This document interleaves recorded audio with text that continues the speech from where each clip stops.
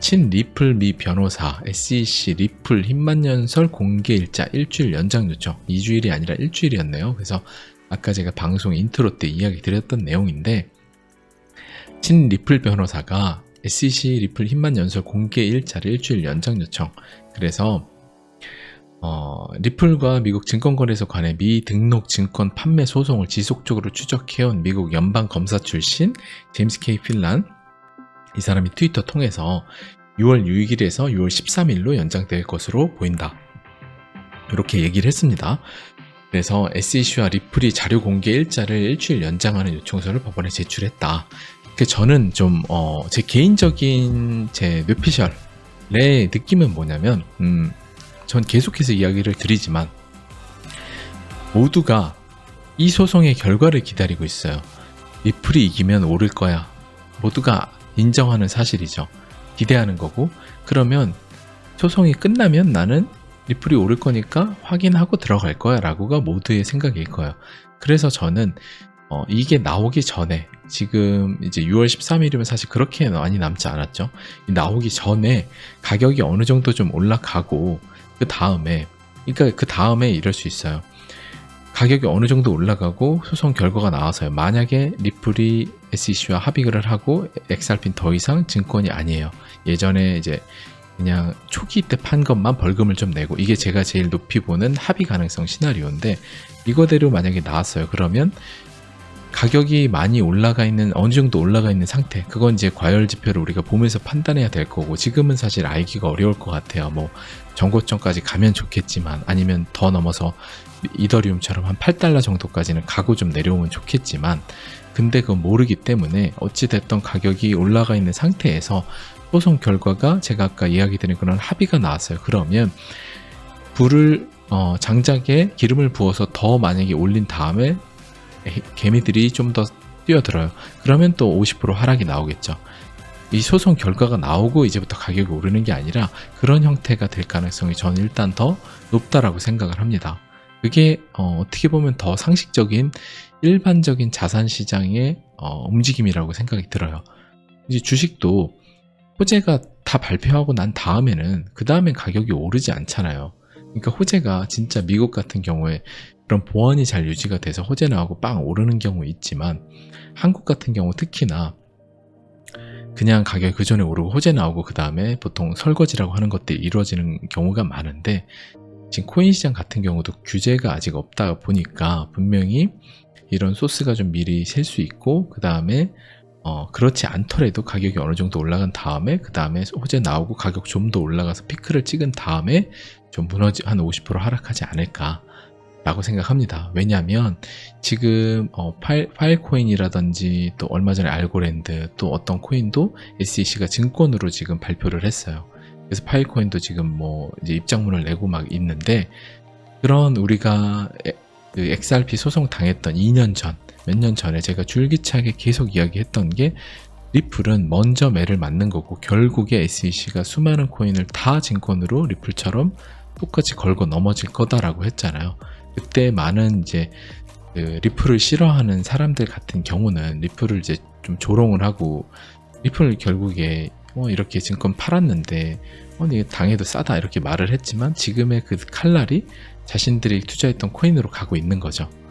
뭐 비트코인만 투자하면 당연히 안 가겠지만 그 외의 모든 것들한테는 지금 칼날이 가고 있는 거예요. 그러니까 그때도 결국에 리플이 먼저 싸우는 건데 이걸 응원해줘야 되지 않겠냐. 우리 이제 리플 홀더들은 얘기를 했지만 사실 다른 코인, 알트코인 홀더들은 이제 좀 그렇게 생각을 안 했죠. 하지만 이제 그런 때가 지금 이제 오고 있다. 그래서 정말 오래 고생한 리플 홀더들, XRP 홀더들도 이제 결국의 소송은 끝은 있을 거 아니에요. 이제 만약에 요번에 리플이 만약에 패소를 했어요. 리플이 뭔가 했는데 리플이 졌어요. 그래도 지금 제가 오늘 보여드릴 수많은 호재를 본다라고 하면 결국에 저는 리플은 살아남을 거라고 봐요. 물론 그 가능성은 저는 매우 적다라고 보지만, 어느 정도로 소송에 패소를 할지언정 그래도 그 XRP의 생태계나 리플사가 하고 있는 이 시스템 자체가 어마어마하기 때문에 절대 그 XRP 투자에 대한 흔들림이 없다는 거죠. 그만큼. 그래서 여러분들이 이 정도까지 확신을 갖긴 당연히 어렵죠, 여러분들이. 그래서 그건 어렵지만 여러분들이 공부를 좀 하시고 관심을 가지셔서 오늘 방송에서도 호재나 이런 여러 가지들 그림을 좀 보셔서 앞으로 사람들이 XRP 투자에 사실 돈 벌려고 투자하는데 투자해가지고 또 막 오르면 또 코인을 사고 또 떨어졌어요. 그래서 리플이 XRP가 저점 자체가 한 3,000원이 됐어요. 그러면 그때 가서 또 욕하는 사람들은 수도 없이 나올 거라 이거죠. 그때 가면 지금의 이 가격이 보다 많이 올랐지만 왜냐면 6,000원에 사가지고 3,000원이 되면 싫거든요. 당연하죠. 근데 400원일 때 왜 안 샀냐고 하면 소송 질까봐. 그게 여러분들 투자 이 확신을 갖고 하냐 아니냐의 차이가 있는 거예요. 버티질 못하니까. 여러분들 그런 생각을 하시면 좋을 것 같아요. 자, 유튜브님이 없는 돈이다 생각하고 그냥 해보셨다고. 네. 선물이 쉽지 않습니다. 그래서 선물은 가급적 추천하진 않습니다.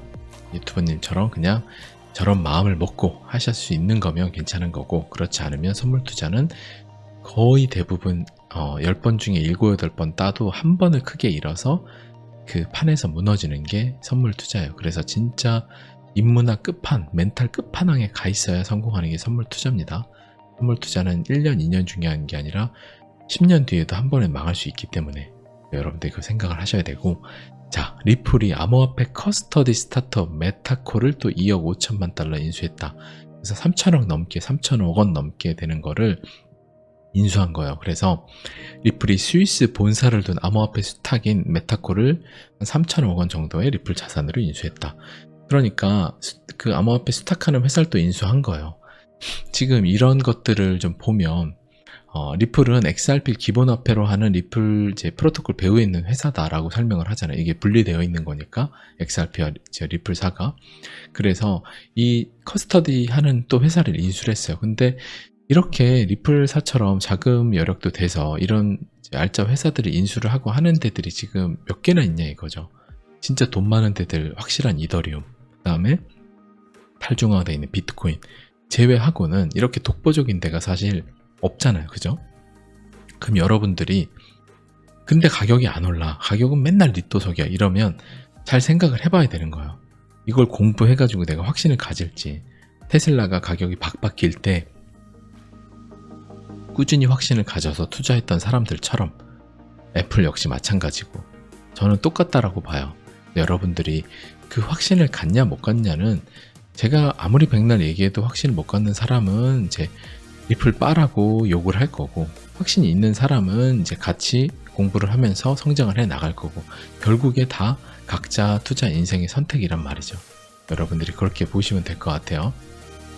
자, 그리고 여기 또 보면 우리가 이미 알고 있는 리플의 CBDC 플랫폼 이 부분을 조금 더 정립을 하고 해가지고 다시 이제 공개적으로 오픈을 한 거예요. 그래서 지금 이 CBDC 플랫폼 자체가 어마어마하게 20개국 뭐 여러 군데, 얼마 전에는 이제 그 리서치 회사 이제에서 15개 CBDC 기술 제공 업체 중에 1위로 또 선정이 됐었죠. 어마어마한 건데, 여기도 보면 새로운 CBDC 플랫폼을 사용해서 홍콩 통화청에 리플이 새로운 CBDC 제품으로 토큰화된 부동산 지분 공개하는 이제 이 부분에서 사용되는 걸 검토한다. 파일럿 프로그램에 참여한다. 그 리플사의 그 CBDC 플랫폼 여러 가지들이나 그 다음에 리플사 관련된 것들이 지금 디지털 유로, 그 다음에 영국 파운드, 디지털 파운드에도 파일럿 프로그램 참여가 되어 있죠. 홍콩에도 이렇게 참여가 되어 있는 거예요.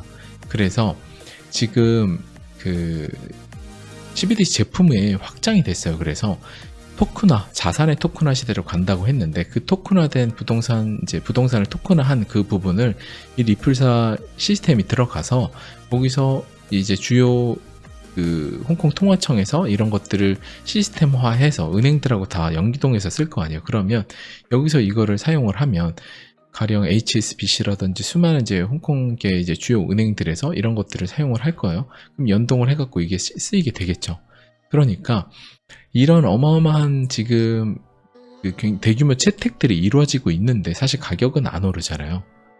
이더리움 같은 경우는 대규모 채택이 탈중앙화된 크립토판에서 이루어졌기 때문에 가격이 엄청 올랐고, 근데 사실 그 이면에는 시대적 방향성을 그들이 가져가기 위해서 뭐 JP 모건이나 이런 데들이 이더리움을 엄청나게 투자하고 매집을 하기 때문에, 또 다른 데들 매집하기 때문에 그게 영향이 된 거고, 리플사 같은 경우는 SEC로부터 소송이 당했기 때문에 그 명분으로 저는 가격이 이런 정도 호재면 충분히 오를 수도 있지만 그런 명분으로 가격을 그냥 꾹꾹치 눌러놨다라고 저는 생각을 하고 있어요. 그래서 이것들은 언젠가는 당연히 그 가치와 지금의 현재 가격과, 늘 가치와 가격은 우리가 구분을 해야 되는데, 우리가 생각해보면 몇 년 전 투자할 때 비트코인이 800만원, 1000만원일 때 비트코인 가치와 지금의 가치가 사실 뭐가 다르겠어요. 기술적으로는 똑같고 조금씩 나아졌겠지만 거의 차이 없고, 그냥 뭐 세상에 돈이 많아졌다 뭐 여러 가지 요인 때문에 그냥 가치와 가격이 약간 달라지는 건데, 본질적으로는 가치와 가격은 사람들이 탐욕에 몰리면 가치 대비 가격을 더 비싸게 매겨주는 거고, 지금처럼 사람들이 공포에 빠져들면 가치 대비 가격이 더 형편없이 빠져 있는 거고, 근데 시대적 방향성이니까 그 가치 대비 가격에 평가절하되고 하는 부분들이 점점점 우상향을 하는 거잖아요. 근데 XRP 역시도 가치 대비 가격이 저평가돼서 이렇게 나와 있는데, 그게 언젠가는 키맞춤을 하고 더 예전 2017년 때처럼 4,000원이 갔다가 가격이 빠지는 것처럼 가치 대비 가격이 엄청나게 고평가돼서 사람들이 몰려드는 때가 오겠죠. 그게 소송으로부터 자유로워져서 엄청난 호재 기사들과 함께 막 언론에서 조장을 또 하겠죠. 진짜 살아남는 코인이고 어쩌고 뭐 어디 채택이 되고 또 난리를 칠 거 아니에요. 그러면 가치 대비 가격이 고평가되는 때가 오겠죠. 그때 여러분들이 이제 좀 파셔야 되는 거고, 결국에 가치 대비 가격이 저평가냐 고평가냐 되는 게 왔다 갔다 하는, 그게 마켓 사이클의 법칙이고 하워드 막스가 말하는 거잖아요. 그러니까 여러분들이 지금 우리가 봐야 될 거는 가격을 여러분들이 보지 마시고, 제가 몇 년 전에 이더리움을 굉장히 싸게 사고 했던 때 똑같아요. 지금하고. 지금의 이더리움 가치와 그때, 물론 지금 더 발전했지만 그때 역시도 비슷했고, 리플은 그때보다 가치가 훨씬 더 높지만 가격이 거의 비슷하잖아요. 이런 것들이 계속 나오는데, 그러니까 여러분들이 집중해야 되는 건 이런 판의 흐름을 여러분들이 보시고 가치 대비해서 가격이 아직 별로 안 올랐네 라고 생각을 해야 되는 거죠. 근데 그게 하기 어려워요. 왜냐하면 그건 확신도 있고 공부를 해야 되니까 여러분들이 그런 생각을 하시면 좋을 것 같습니다. 자, 물 한 모금 마시겠습니다. 선한 갑분 나누리님, 네, 반갑습니다. 네, 백SG님, 오랜만에 뵙습니다. 반갑습니다. 네, 이제 랄라님, 전 호재인데 가격에 반영이 안 되는 거 아쉽다. 그래서 결국에 소송이라는 것 때문에 저는 그렇다고 보고, 그것들이 이제 우리가 정말 소송 2년, 거의 3년 가까이 돼가고 있잖아요. 그러니까 결국에 소송 끝이 있어요. 모든 SEC 소송은. 그러니까 지금 이제 또 힘만 뭐 공개해라 뭐 이런 것들이 나오고 있잖아요. 그러니 기대해 보자고요. 그래서 뭐 설령 6월 13일 그때 연장된 그때 뭐가 또 연장이 되거나, 이제 연장은 어렵겠지만 그때 뭐 좋은 결과가 나오면 좋고, 뭐 어떻게 또 딜레이가 돼도 저는 흔들리지 않을 거예요. 그러니까 여러분들이 계속 사실 지금까지 왔는데, 이게 우리가 뭐 소송 터지고 그때 한 이제 에어드랍 할 때 한 좀 있다가 뭐가 끝났어요. 그러면 좀 덜 억울한데, 지금 이만큼까지 왔는데 지금에 와서 너무나 명확히 공부도 되어 있고 리플사는 XRP는 어떻게 될 게 보이는데, 지금 소송이 늦어진다고 지금 포기하기에는 너무 오래 기다리고 아깝지 않냐 이거죠. 지금 포기해서, 제가 여러분들이 지금 포기해서 리플 포기해서 코인을 포기할 건 아니고 결국 리플을 포기해서 비트나 이더를 사거나 할 텐데, 그 당시 몇 년 전보다 비트 이더는 엄청 많이 올라가서 증명이 이루어졌는데 지금 XRP 팔아서 포기해서 그걸 사기에는 좀 아쉽잖아요. 그러니까 여러분들 선택이지만 저는 이제 그렇게 당연히 하지 않을 거고, 여러분들에게도 그렇게 하라고 이야기 드리지 않는 게 거의 다 왔다라고 생각은 들어요. 이제 그 끝을 우리가 몰라서 계속 리토속을 당하고는 있지만, 그죠? 리플은 CBDC 플랫폼을 향상시킨다. 그래서 리플이 중앙은행 디지털 통화 솔루션 CBDC용 개인 원장을 출시한 지 1년이 됐다.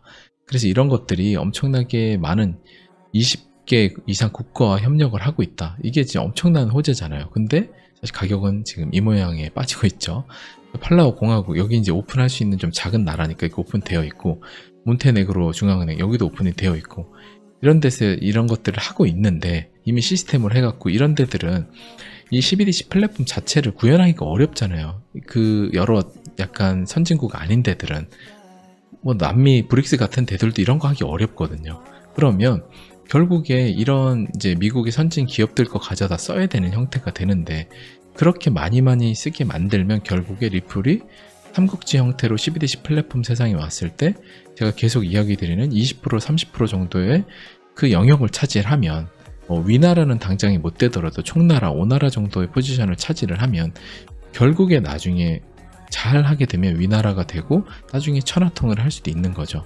그러면 천하통일이 되면 여러분들이 음모론이라고 말하는 리플이 세계 단일 화폐라는 가는 그런 흐름으로 가겠지만, 저는 그거는 당연히 당장 몇 년 안에 불가능하다고 보고, 뭐 미래의 일이야 누구도 모르니까 어떻게 될지 모르지만 당장은 안 되겠고, 당장은 천하 삼분지계 삼국지 이런 형태로 가겠죠.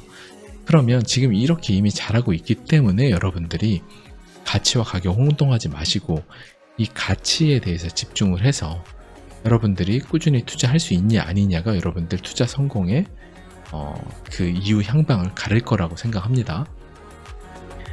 자, 그리고 또 특급 호재예요. 이게 진짜 리플사의 이사회에 워렌 젠슨 이 사람이 들어왔는데, 이 사람이 뭐 하던 분이냐라고 하면 아마존의 전 CFO이기도 했고요. 그 다음에 뭐 델타 에어라인, 그 다음에 NBC, 뭐 그 다음에 EA, 뭐 이런데 현재는 여기 있다라고요. 닐슨 여기에 있다라고 하고, 그래서 아마존 CFO, 그러니까 사실 CFO면 이제 재무총괄 책임자 정도 되는데, 이 분이 여기에 왔어요. 그리고 리플사에는 누가 와 있어요? 저기 미국 전 재무장관도 이사회에 들어와 있죠. 이 사람이 이사회에 들어와 있는 건데, 거기 들어와 있죠. 그 다음에 마이클 바라는 또 미국 쪽 거대한 건물도 들어와 있고, 정말 건물들이 많이 와 있잖아요. 또 이 건물이 와 있는 거예요. 업계, IT 업계 건물 CFO가. 이 사람을 이제 리플로 또 데려온 거죠. 그러면 리플사가 소송이 지고 망할 것 같고, 그 다음에 진짜 리플 까들이 말하는데도 리플이 미래가 없고 하면 되면 이런 거물들이 여기에 이사회에 뭐 한다고, 뭐 먹을 게 있다고 오겠어요. 그죠? 당연히 이 사람들은 그들이 아는 정보가 있고, 그들이 그리는 미래의 그 타임라인과 이제 월드맵이 있을 거 아니에요. 그걸 보이기 때문에 이 사람들이 여기에 들어왔겠죠. 근데 가격이 안 오르니까 사람들은 이 엄청난 가치 있는 이야기를, 가격이 안 오르니까 사실 중요하다고 말 안 해요. 대중들은. 하지만 실제로 이런 거물들이 미국 재무장관이 가고 뭐 거물들이 리플사 이사회에 들어가는 것 자체는 엄청난 일이란 말이죠. 그러니까 어떤 우리가 정보를 해석을 할 때 이게 가격이 안 올라서 내가 감정적으로 가치 없게 해석을 하느냐, 아니면 진짜 가치 있는 그만한 엄청난 일이냐, 이 해석은 사실 구분을 해야 되는 거예요. 왜냐하면 그건 언젠가 가치와 가격은 마켓 사이클의 법칙에 따라서 언젠간 고평가되고 언젠간 저평가되는 거거든요. 근데 지금은 가치 대비 XRP는 가격이 저평가되어 있잖아요. 가치는 이런 것들인데 그거 대비 저평가되어 있죠. 그러면 하워드 막스의 마켓 사이클의 법칙에 따라서 인간의 비이성적인 심리가 시장을 늘 움직이기 때문에 가치 대비 가격이 저평가되어 있다가 언젠가는 가치 대비 가격이 이렇게 고평가되는 때가 올 거 아니에요. 그건 당연히 오잖아요. 파도처럼 계속 치잖아요. 밀물과 썰물이 있듯이 계속 움직이잖아요. 그게 사이클이기 때문에. 근데 그게 늦어지고 계속 지루하니까 가치와 가격을 동일시 여겨서 이 가치는 가격에 반영이 안 됐기 때문에 의미 없다라고 대중들은 말을 하죠. 그게 투자에서 대부분 실패하는 가장 중요한 부분인 거예요. 이제 여러분들이 이 사실만, 가치와 가격은 늘 따로 움직이고 고평가되고 저평가되고 하다가 언젠가는 저평가 구간에서 고평가 구간으로 간다. 고평가가 되면 언젠가 또 저평가로 간다. 왜냐하면 저평가로 가야만 고평가 때 샀던 사람들이 다 팔 거 아니에요. 아주 당연한 논리죠.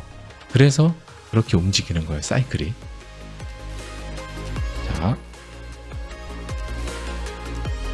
자, 쾌걸가족TV님 반갑습니다. 사우스퍼님도 반갑습니다. 자, 총나라는 위나라가 멸망시켰고 고나라는 진나라가 멸망시켰다. 네. 저 이제 총나라, 위나라가 이제 보통 삼국지에서 조조고, 총나라는 유비, 오나라는 송곤이라고 하죠. 네, 군주를. 자, 이제 보면 요 분이에요. 이제 그 아마존 CFO를 역임을 하셨고 한 분인데, 이분을 좀 보면 한국어로 해가지고 볼게요.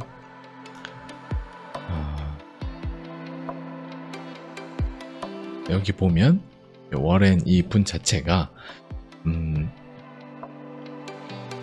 미국 최고의 CFO 한 명으로 선정한 비전 있는 리더십 인정받았다. 그래서 보통 게임 만드는 EA라는 일렉트로닉 아츠라는 여기 있고, 아마존, 그다음 델타 에어라인의 CF를 역임했다 라고 이렇게 나와 있습니다. 이 건물이 들어왔다, 이 사회에. 굉장히 사실 중요한 가치 있는 얘기인데 대부분 관심이 없죠. 그죠? 가격이 안 오르니까, 재미가 없으니까. 자, XRP의 이제 1일봉, 제가 이제 지난주에 보여드렸던 여기를 돌파하면 된다. 여기에서 여기였는데 지금 한 10% 올라서 여기 와 있어요. 그래서 0.51달러 정도를 돌파하면 돼요. 그러면 대략 한 1,300원 정도를 곱해야 되니까 한 650원에서 한 650원은 아니고 조금 더 되겠죠? 지금 환율이 1,300원보다 좀 더 높은 것 같아요. 지금부터 한 10% 정도가 더 올라야 되니까 한 700원 정도 근처에 오면 여기 되는 거예요. 그럼 요걸 뚫으면, 이때부터 이걸 뚫으면 한번 안착을 하고, 이걸 뚫으면 본격적으로 지금 이런 식으로 뚫었다가 이렇게 가는 게 아니라 본격적으로 확 뚫으면, 그러면 갈 수 있다라고 생각을 하고 있어요. 그래서 여기가 중요하다. 지금으로부터는 700원 라인을 본격적으로 확 뚫어내느냐, 그게 중요하다. 그래서 일봉에서도 보면 지금 보조지표상 여기잖아요. 아직 바닥까지 쭉 내려오고 여긴 거예요. 그럼 다시 이만큼 리셋이 됐고 다시 가서 여기 지금 이때로 치면 거의 여기 정도까지, 한 1.3 구간 이 정도까지 올라오고, 여기서 계속해서 왔다 갔다 하는, 소송 합의가 나온 다음에 여기서 왔다 갔다 하면서 계속 이런 식으로 움직일 거예요. 소송 합의가 되면서 고점을 찍으면 여기까지 올라오고, 계속 고점을 좀 보조지표 낮춰가면서 이런 식으로 이렇게 점이 나오면서, 이렇게 되면 대략 이 언저리 부근이 고점이 될 거예요. 그러니까 그런 것들을 봐가면서 제가 XRP가 출발을 하면 하랑 도반 분들에게 여러분들 커뮤니티 글로 제가 올려드릴 때처럼 거기다 올려드릴 거예요. 그러면 여러분들이 커뮤니티 글에서 보시고, 여러분들이 제가 어떻게 매도하는지에 대해 써드릴 테니까 그거에 따라서 분할로 우리가 훈련하는 대로 그런 식으로 여러분들이 매도를 잘 하시면 될 것 같아요. 근데 그게 그러니까 이런 거예요. 가격이 만약에 여기서 우리가 지금 한 이 정도에 도달을 했어요. 요번에 요 정도 도달을 했는데, 소송을 발표를 했는데 요 정도 도달했는데 너무 피크다. 가격이 계속해서 피크예요. 그러면 이때 일단 어느 정도는 팔아야 되겠죠. 그러니까 가격이 어디에 도달했느냐는 사실상 누구도 몰라요. 이 광기가 어느 정도 갈지는 어떻게 알아요. 그쵸? 여기 3달러인 지난 전고점 2017을 넘어서 여기 근처까지 갈 수도 있는 거죠. 진짜 이런 식으로 갔는데, 그때 뭐 고점 부근 여러 가지 지표가 나요. 그러면 좀 이때 당연히 기분 좋게 팔면 되고, 만약에 그렇지 않고 한 요 정도 언저리 그쳐 갔어요. 아니면 뭐 3달러 전고점 근처에 갔어요. 그러면 우리가 기대하는 예전 나중에 만나는 10달러보다 덜 하잖아요. 그럼 이때도 요번 텀에서는 이 정도가 일단은 소송 카드로 이들이 가격을 어느 정도 정리하는 그림이구나 라고 그냥 인정을 하고 감정 없이 일단 이득을 취해야 되는 거죠. 감정을 섞으면 10달러에 난 팔아야 되는데 안 팔아 이러면 또 갔다가 여기 근처 갔다가 여기 근처까지 빠져요.